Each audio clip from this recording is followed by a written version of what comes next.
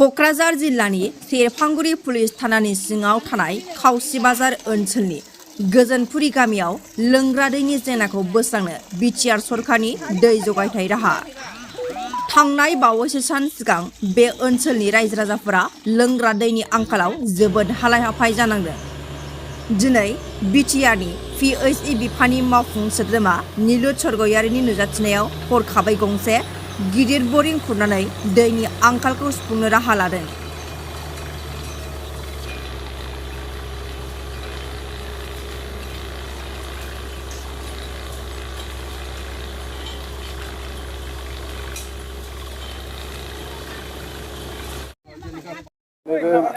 गोबां दैनि आंखाल नुजाथिनायखौ नुनो मोनदों।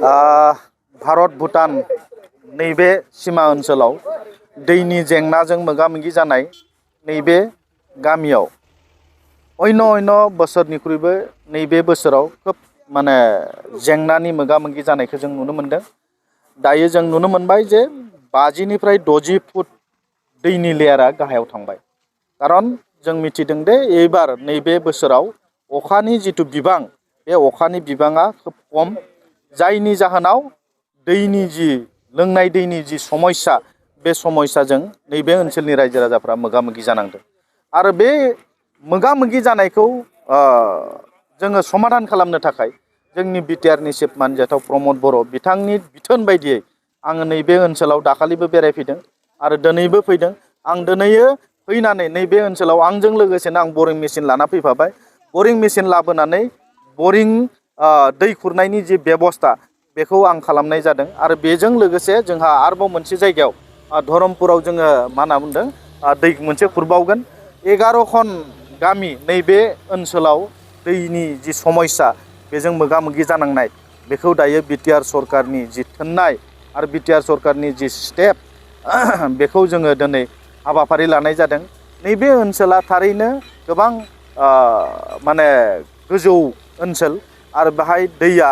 गोबां गाहायाव जोङो बेखौ हमनो हाबाय। आरो बिनि बादैबो जोङो जोंनि भारत सरकारनि जि मोनसे मिशन जल जीवन मिशन बे मिशननि आन्दारावबो नैबे गामियाव नखर नखर जि दैनि टेप कानेक्शन बे कानेक्शना सोलिबाय थादों। जोङो मोनसे बिश्वास दङ जे मास मोनसेनि गेजेराव दै होनो हानायनि जि बेबस्था बे बेबस्थाया जागोन। जोङो दा जोंनि इन्जिनियार जोंनि सेक्सनेल अफिसार बिथांमोनखौ इन्सट्राक्शन होजों जे मास मोनसेनि गेजेराव जाहाथे नैबे ओनसोलनि रायजो राजाफोरनो नखर नखर दैनि जि समस्या बे दैनि समस्याखौ समाधान खालामनानै होनांगौ। किन्तु इमिडियेट दायो जि मोनसे गोबां समस्या जों मोगा मोगि जानायखौ नुबाय बेखौ इमिडियेट जोङो सलुसन खालामनो थाखाय बरिं मेचिन लाबोनानै बरिं मेचिननि गेजेरजों बेहाय मोनसे सिन्टेक्स बसायनानै बेहाय टेप कानेक्शन न' जानाय नङा बियो जे बाहायनो 10टा 15टा टेप कानेक्शन होनानै रायजो राजाफ्रा बिनिफ्रायनो दै लांनायनि जि सुबिदा बे सुबिदाखौ जों खालामना होनाय जागोन। गतिके आं आसा खालामदों रायजो राजाफ्रा लोंनायनि जि दैनि समस्या बे समस्याया नैबे बरिंनि गेजेरजों समाधान जागोन आं बेखौ मिजिं थियो। लोगोसेनो जोंहा आरोबाव मोनसे मा होनना बुंगोन धरमपुर बे धरमपुरावबो गोबां मोनसे समस्याजों मोगा मोगि जानायखौ आं दाखालि थांनानै नुनो मोनबाय जे बेहायबो जाहाथे जोङो बरिं खालामखांनायनि उनाव जोंनि रायजो राजाफ्रा लोंनायनि दैनि बे समस्याखौ जोङो थारैनो रायजोफोरनो समाधान खालामनानै होनो हागोन होननानै आंहा मिजिं दङ। आङो बिटिआरनि पिएचइ डिपार्टमेन्टनि सासे मावफुं सोद्रोमा जानानै नैबे जोंनि भारत भुटान जि सिमना ओनसोल बाहायल' नङा जोंहा रुनिकाटा ओनसोलाव दागगारि ओनसोलाव गोबां नैबे साहा ओनसोलाव दैनि जि समस्या बे समस्याया दायो गोबां जानायखौ जों नुनो मोनदों। खारन देग्लाय जि अखानि बिबां बे अखानि परिमान बे अखानि परिमाना खमायनायनि जाहोनाव दिनै जोङो नुनो मोनबाय जे 50 निफ्राय 60 दैनि लेयारा गाहायाव थांनायनि जाहोनाव नखर नखर बानायना लानाय जि टिउबवेल बे टिउबवेलाव दै राननायनि जाहोनाव दैनि जि लोंग्रानि समस्या बेखौ जों नुनो मोनदों। जायनि जाहोनाव बिटिआर सरकारा दिनै सरकारनि पदक्षेपजों सरकारनि जि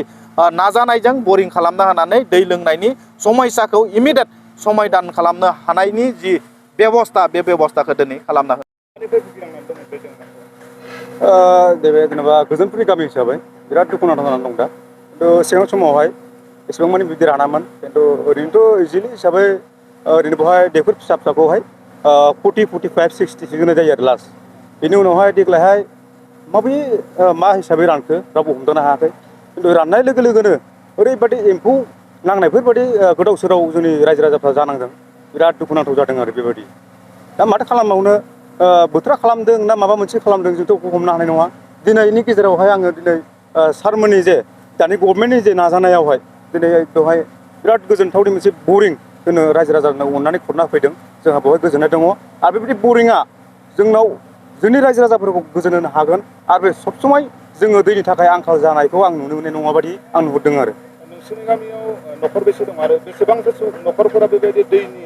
रानलांनाय जेंनाजों मोगा मोगि जानांगौ जोंनावथ' माबा गोजोनपुरि गामि हिसाबै जोंनाव गासै 58 न'खर दङ बे 50 न'खरा गासैबो फेमिलि गिदिरजोब दा बे फेमिलि गिदिरनि हिसाबै जोंनाव एसे एनै दैया थोआ जोंनाव एसे एनै दैया थोयैयाव जोङो एकदम माने साननै सानथाम सप्ता खनसेसो बिराद गोदाव सोराव जोङो रोगाबायगा बिदिनो माबा मोनसे 10 फुट 15 फुट गाहाम जोङो हा सिङाव जावनानै जोङो दा जानोबो बायध'था जादों दा दिनैनि समाव आं गोजोननाय मोनदों जे बेबायदि न'खरा जाहाथे मोजाङै मोजां जेन'बा सारमोननि अननाय बे बरिंनि दैखौ जों लोंनानै जाहाथे जोंनि सुखि गोजोन संसारखौ जों मोजां जालांफिननो हायो बे आसा थाबाय आरो आथिखालाव जे बिटिआर जल जीवन मिशन एबा जेजिएमनि गोबां दैखरनि बरिं जगायना होनाय जादों नोंथांमोननि जायगायाव दंना गैया जोंनाव बेखौ जोङो दा मावनानै होनायखौ जों नुबाय खिन्थु बेनि साप्लाइफ्रा माला जागोन जों बेखौ दासिमबो हमनो हाया खिन्थु जोङो बे दानि जेजेएम न'खर न'खर दै जगायना होनाय बे बिथांखिखौ आङो सिन्था खालामहरदों जे बेफोरबायदि जोंनि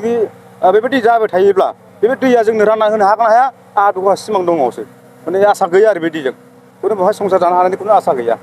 दा बेयो